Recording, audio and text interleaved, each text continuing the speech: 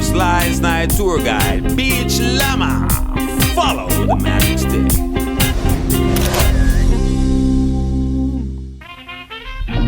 Hey beautiful people, I hope all is well and blessed. Yes, it's yours truly, the Slides Night tour guide here, welcoming you to the second episode on this series Carnival. In our previous encounter, we spoke in part of its historical origins and the influence St. Nicholas and the West Indian migration had on the development of Aruba's largest cultural event through the rhythm of Calypso. In today's journey, we will be focusing on the roles the social clubs played and their contribution to the pageantry and beauty of our carnival parades. Mind you, we will be oversimplifying and focusing on the major aspects of Carnival for information retention purposes. So fix your costume, adjust your body piece. It's time once again for Carnival. The iconic pageantry synonymous with the main parades can trace its origins in the social clubs of the 40s and the 50s. In those days, the celebrations were held indoors and had a tint of exclusivity, as most of these events were for members only. These events consisted of electing a queen, a prince, a jester, and mask and costume balls. Slowly but surely, Don't call me Shirley. as curiosity, interest, and participation for these events grew, and with the addition, of course, of non-members taking part for a fee, the turnout for these events was so big that the necessity to take to the streets arose. These social clubs had a direct impact and influence on the development of the Carnival groups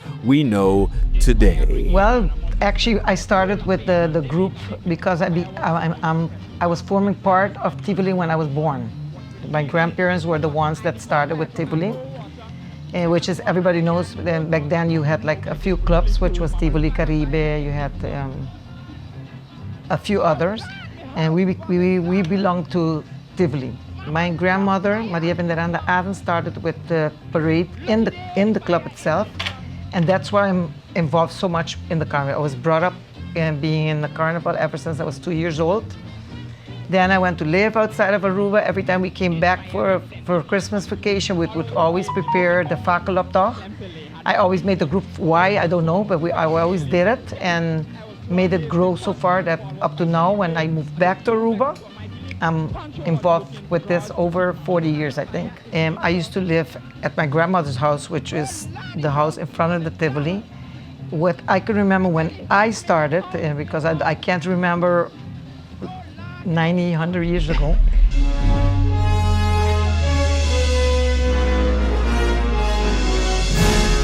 And when I started, it was a club that we celebrated like a ballonoptocht, and was on the tennis court, where they play tennis.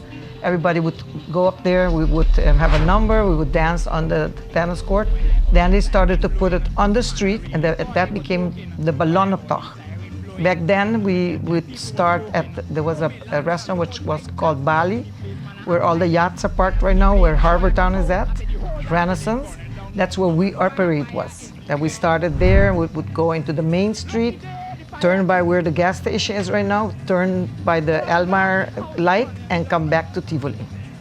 That was the way we celebrated the ballonoptocht. And what year was it that the parade started exiting the club and venturing? The year exactly, I don't know. It was when we were already older. Then we started joining the kids parade, Okay. which was with SAC. Okay. And then slowly we started going, and the group was getting bigger, and we were involved also with when SAC became SAC, and then Tivoli joined also those parades. But before SAC became, we were already doing it on our own property, on the tennis courts or basketball courts. That's where we started our parades. Aruba Tivoli Club, in my humblest opinion, was the club that had the highest impact on Aruba's greatest cultural celebration. With their iconic lighting parade, they would set the standard for luxurious parade pageantry for years to come. The lighting parade, I was one of the lucky ones that was in the first lighting parade.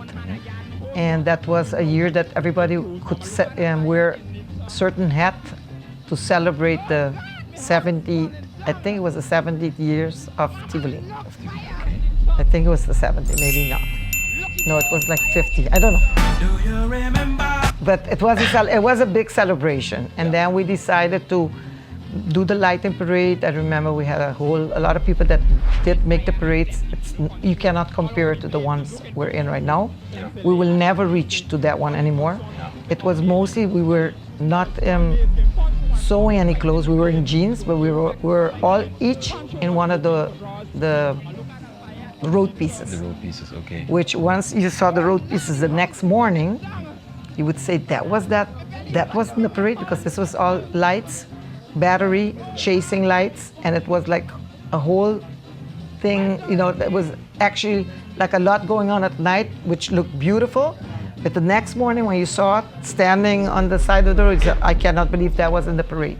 It was only lights with black tapes and lights making, there was a lot of experts in there. We had like Francis Arens, Bibi Arens, you had Lorenzo Arens. They were all expert in doing that type of job. And what was great was that they were all going to all the different houses to help people how to make it nice. Yes. So that was a parade that those pieces could never go in the parade the next, or in any parade, because it was just One use. Lights, black tape, and chicken wire, and things like that. So that was the difference compared to the lighting parade nowadays. And nowadays it's a bit more modern, a bit more technical. It's not as pretty, because then that was really a lighting parade. That was lighting parade, big pieces going on. You didn't have a lot of people in those parades, because they put every person had their own body piece or section. So you didn't have a massa like you have nowadays. It's worth mentioning that the clubs holding these indoor carnival events were not only private social clubs, but also sports associations, neighborhood community clubs, and corporate clubs. Eventually, a great majority of these clubs would form their carnival group, providing faithful carnivalists the chance to participate and spectators to enjoy the yearly creative design they would provide in the shape of costumes, body pieces, road pieces, and floats.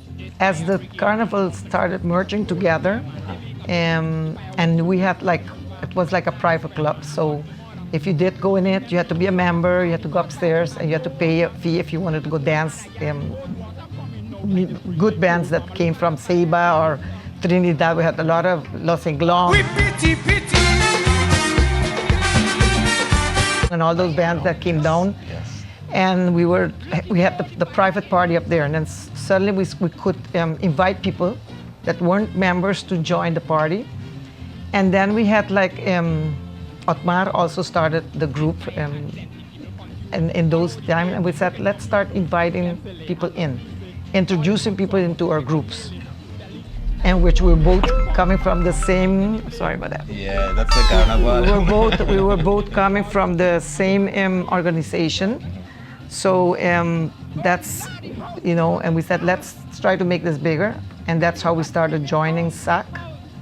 And that's who we are nowadays, that we started joining SAC, and the lighting became, the only difference was that we started going with bands. We didn't have, nowadays you don't have steel bands anymore, or brass bands, because they all went into the big sounds. The big sounds will eat it up. Yeah. So that's why we're not into that anymore.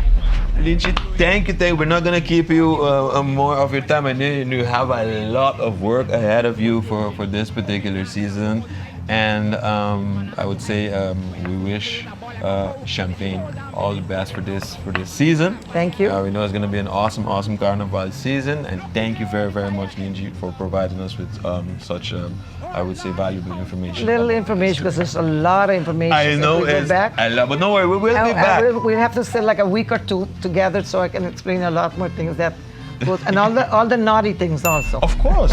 Guys, that's it for today. I do hope you enjoyed the tour. Don't forget to leave a like and a comment. And who knows, you might get a shout out on the next episode. By the way, links to our previous episodes, social media platforms, and websites are in the description. And don't forget to subscribe to Gist Bahari YouTube and click on that notification bell for more Slice Night content. As always, once a guest, always a friend. This is your Slice Night tour guide, Beach Llama. Follow the magic stick.